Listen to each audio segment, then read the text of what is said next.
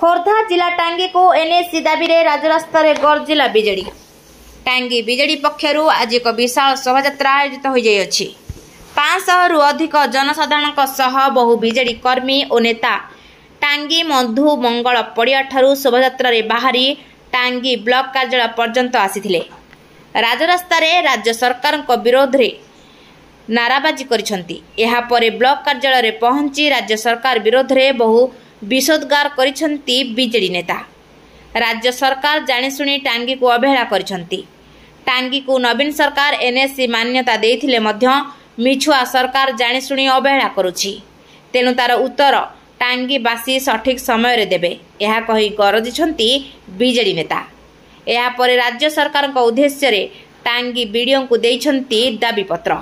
एथिरे शामिल होइछंती बीजेडी लोकसभा प्रार्थी मनमथ राउतराय, पूर्वतन विधायक राजेंद्र साहू, पूर्वतन जिला परिषद अध्यक्ष रामचंद्र महापात्र, बीजेडी संगठक प्रदीप महापात्र, पूर्वतन सरपंच सुप्रभा महापात्र, समिति सभ्य नीलकंठ बेहेरा सह बहु बीजेडी कार्यकर्ता। टांगी को राज्य सरकार जदि एक मास मध्य एनएससी घोषणा न करिसंती तेबे आगामी दिन में टांगी रे विराट आंदोलन करिबो बोली बीजेडी देई राज्य सरकार को चरम बाणी। गत सरकार नवीन पट्टनायक नेतृत्व में मुख्यमंत्री समय रे टांगी की एनएससी डिक्लेयर करा जाइथिला, किंतु ए सरकार 14 मास रु अधिक है आसिले, किंतु से कार्यक्रम टी रखिछंती। 12टी एनएससी डिक्लेयर करिछंती आ 9टी एनएससी डिक्लेयर करिवे बोली कहउछंती।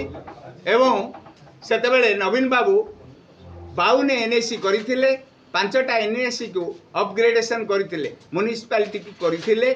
एवं जदि 52टा एनएससी हेइथांदा, जदि न होइथांदा ताल टांगीर मान्यता एते अधिक, ताल टांगी प्रथम रे हवा कथा एनएससी। कारण टांगी रे सब स्टेशन ऑफिस अछि, टांगी रे ओल्डेस्ट थाना अछि, टांगी रे तहसील ऑफिस अछि, टांगी रे ओल्डेस्ट ब्लॉक ऑफिस अछि एवं जनसंख्या दृष्टि मध्य परिपूर्ण एवं एटा सहरांचल पई गोटे योग्य जगह हेले मध्य ए सरकार वर्तमान करू नाही।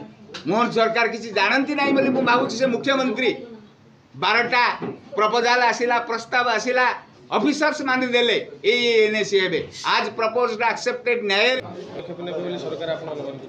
नहीं। आमे देखंतु आमर सरकार जेतेबेले थिला, नवीन पट्टनायक जेतेबेले मुख्यमंत्री थिले, सेतेबेले टांगी को एनएससी डिक्लेयर करा जाइथिला। तार चिट्ठी मध्य अछि।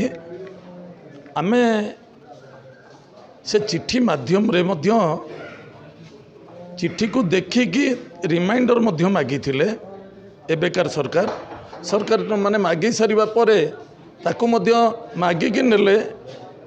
आमे भाबिलु जे सेतेबेले निश्चित आमर एनएससी डिक्लेयर हो जिवो, किंतु 12 गोटी एनएससी डिक्लेयर होईची, सेतिरे खोर्धा निर्वाचन मंडल टांगी एनएससी डिक्लेयर हो नाही। तेणु आमे देखिलु जे 12टी होईची, कारण सेतेबेले 52टी एनएससी को डिक्लेयर करा जाइथिला। ता भितरे नवीन पट्टनायक टांगी को एनएससी डिक्लेयर करथिले। जेहेतु नाही, आमे सरकार को पाखरे आमर दाबी, बिजु जनता दल टांगी अंचल तरफ आमर दाबी। सर्वप्रथम टांगी पंचायत समिति तरफ आम अंचलवासी टांगी ब्लॉक समस्त को आज जो संग्राम लड़ई टांगीवासी माटी माँ जो लड़ई करने बाहरी, सर्वप्रथम समस्त को मोर प्रणाम, बुद्धिजीवी गुरुजन मान को एवं मोर युव गोष्ठीर भाई मान को एवं माँ मान को अशेष अशेष धन्यवाद। आम टांगी माटी माँ पाई आम निहाती भाव में लड़ईर आवश्यकता अच्छी। तेणु आमे माने आर एनएससी मान्यता दबापाई श्री नवीन पट्टनायक मुख्यमंत्री भाव में आम मानक जो भली प्रोत्साहनमूलक भाव में कहते अर्डर करुले, किंतु वर्तमान सरकार जो अणदेखा करुँच तार उचित जवाब आम टांगी अंचलवासी दबा आवश्यकता रही।